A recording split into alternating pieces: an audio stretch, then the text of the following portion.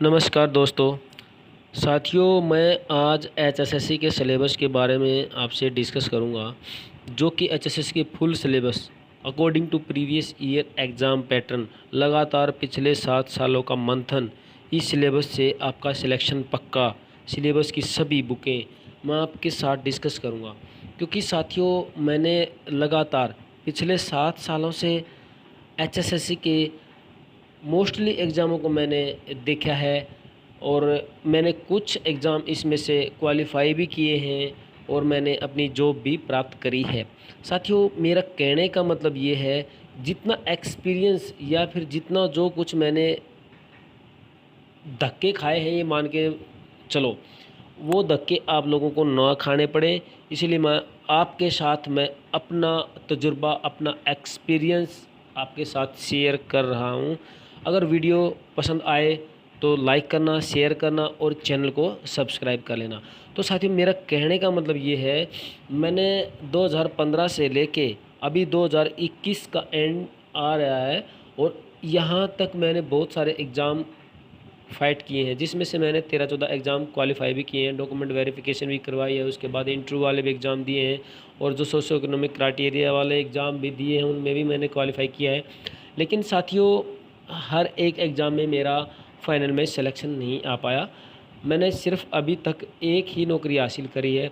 तो साथियों, मेरा कहने का मतलब ये है कि हमने जो अभी तक सिलेबस को देखकर, पढ़कर, एग्ज़ाम्स को देखकर जो मैंने अभी तक हासिल किया है वो मैं आपके सामने शेयर कर रहा हूँ।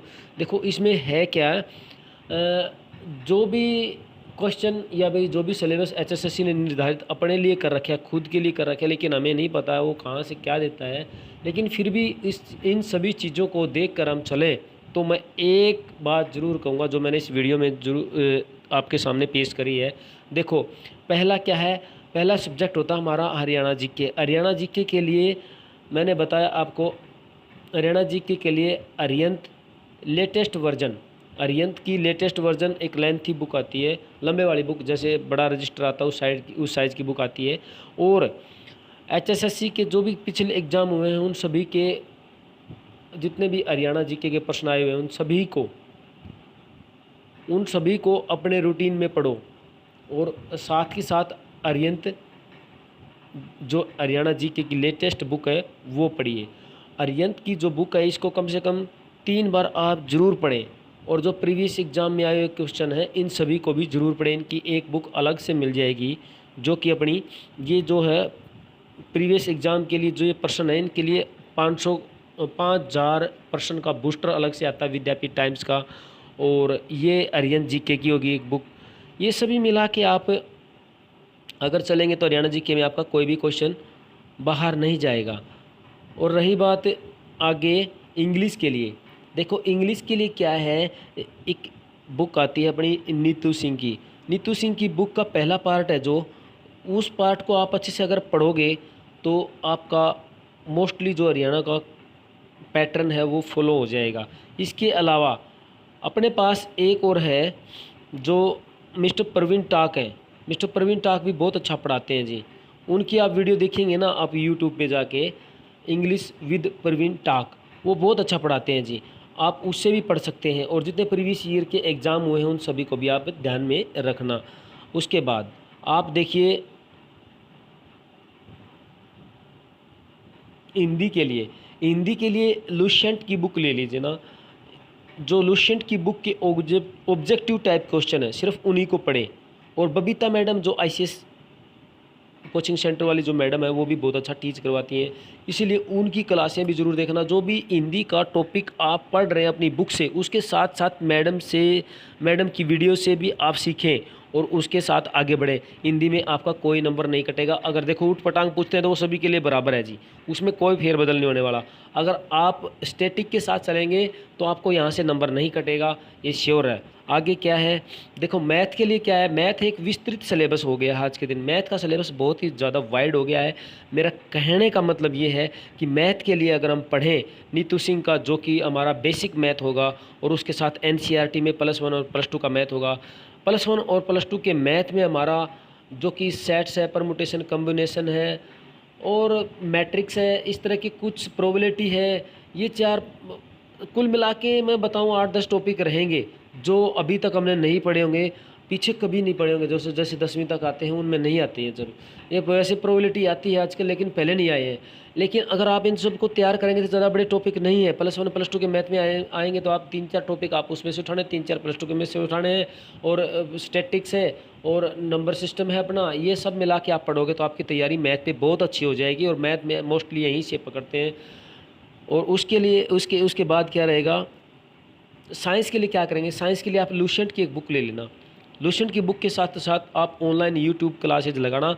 जो भी वाईफाई स्टडी शिप्रा मैडम की फुल साइंस की बुक क्लास है, उसमें आप जितना भी पढ़ेंगे आप आप टॉपिक वाइज नोट्स बना लेना।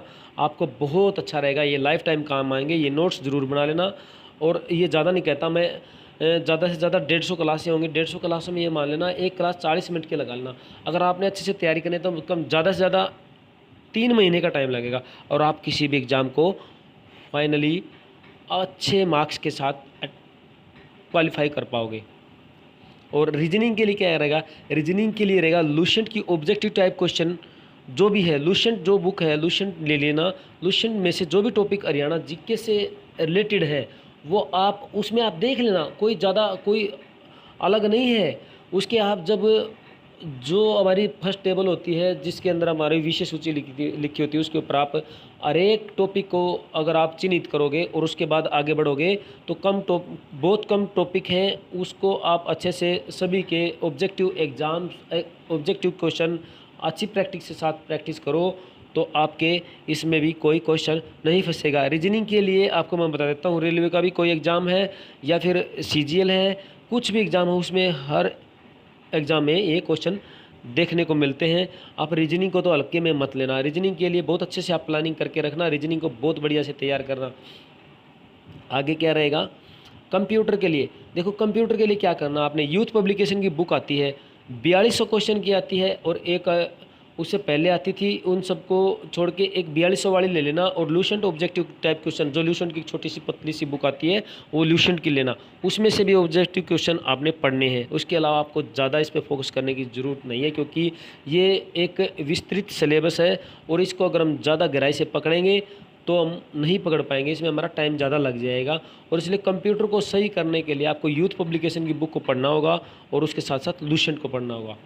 अगला, कृषि एवं पशुपालन एक बहुत ही महत्वपूर्ण टॉपिक हो गया है, जैसा कि हरियाणा पुलिस कांस्टेबल मेल में पूछा गया था। देखिए इसके लिए आपको क्या करना होगा, विद्यापीठ टाइम्स जो रोहतक में हमारे प्रदीप पहल जी प्रकाशन करते हैं उस बुक को ले लेना और उसको अच्छे से 3-4 बार रीड करना। उसमें से भी आपका कोई क्वेश्चन मतलब आपका आउट नहीं जाएगा, उससे आउट नहीं जाएगा। अगला क्या है, national GK Lucent self study only, Lucent ही पढ़नी है। लुसेंट की थ्योरी पढ़ो और उसमें से आप देखो हिस्ट्री, ज्योग्राफी, पॉलिटी, इकोनॉमिक्स और स्टैटिक जो अपना बाद का ना, जो स्टैटिक जहाँ पे हमारे संगठन वगैरह आते हैं और स्टैटिक में जैसे कि कौन सबसे बड़ा है, कौन सबसे लंबा है, कौन सबसे ऊंचा है, ये सब बातें, प्रथम व्यक्ति है, प्रथम महिला है और बहुत सारे संगठन हैं, उन सभी का किसने निर्माण किया, कब निर्माण किया, सब चीज़ें आती हैं। इन सब चीज़ों को अगर आप सिर्फ और सिर्फ लुसेंट से पढ़ेंगे ना, इससे बेहतर हरियाणा जीके के लिए और कुछ हो ही नहीं सकता। आप मेरी बात पे यकीन मानिए, आप अगर इस तरह से आप सिलेबस की तैयारी करेंगे तो आपका हर एक एग्ज़ाम क्वालिफाई होएगा। और करंट अफेयर के लिए आपको क्या करना है, आपको किसी भी एग्ज़ाम से पहले, जो भी आपका एग्ज़ाम हो उससे 20 दिन पहले आपको एक लेटेस्ट बुक खरीदनी है। विद्यापीठ टाइम्स की खरीद लेना, जो कि रोहतक से प्रकाशन होती है, जो प्रदीप पहल जी करते हैं, बहुत अच्छी बुक आती है उनकी। और उस बुक को कम से कम भी 2-3 बार ज़रूर पढ़ना। और वैसे भी हम करंट अफेयर के नज़दीक रहते ही हैं, फिर भी मैं आपसे कहूँगा कि आप उसको कम से कम 3-4 बार ज़रूर पढ़ना। आपका एग्ज़ाम 100% क्वालिफाई होगा और बहुत ही अच्छे नंबरों के साथ होगा। आपको पता चलेगा कि आपकी कमज़ोरी कहाँ से रही है। अगर आपको कभी कहीं से कमी नज़र आती है या कहीं पे नंबर कम मिलते हैं, आपको पता चल जाएगा और आप उसको आगे बढ़ के एक एग्ज़ाम में नहीं तो नेक्स्ट एग्ज़ाम में आप अच्छे से क्वालिफाई कर पाओगे। और ये जो सिलेबस मैंने बताया है, ये सारा का सारा CET ग्रुप D और ग्रुप C दोनों के लिए कॉमन रहेगा इसमें, और कोई ख़ास बात नहीं है। हरियाणा का सिलेबस इतना ही है। इसको हमने करने के लिए करना क्या है, सिर्फ और सिर्फ हमने अपने आप को बिल्कुल एक लाइन में खड़ा करना है, हमने पढ़ना क्या है और हमने इसको कितना टाइम देना है और किस वक्त देना है। मोस्टली टाइम आप लाइब्रेरी में बैठ के देना। मेरा कहने का मतलब ये है कि आप 3-4 महीने आप लाइब्रेरी में बैठ के लगाओ तो आपका सिलेबस बिल्कुल कवर होगा और आपका सिलेक्शन भी पक्का। और मैं एक गारंटी दे रहा हूँ, आप लोग बिल्कुल अपनी मेहनत पे भरोसा रखिए, आप और इधर उधर दाएं बाएं मत भागिए। ये सामाजिक तत्व जो पेपर लीक करते हैं, आउट करते हैं, वो सब चीज़ें एक साइड से अपने दिमाग से निकाल दो। वो अपना कर्म करेंगे तो भी वो फंसेंगे और आप अपना काम करके आगे बढ़ जाओ बस। Best of luck.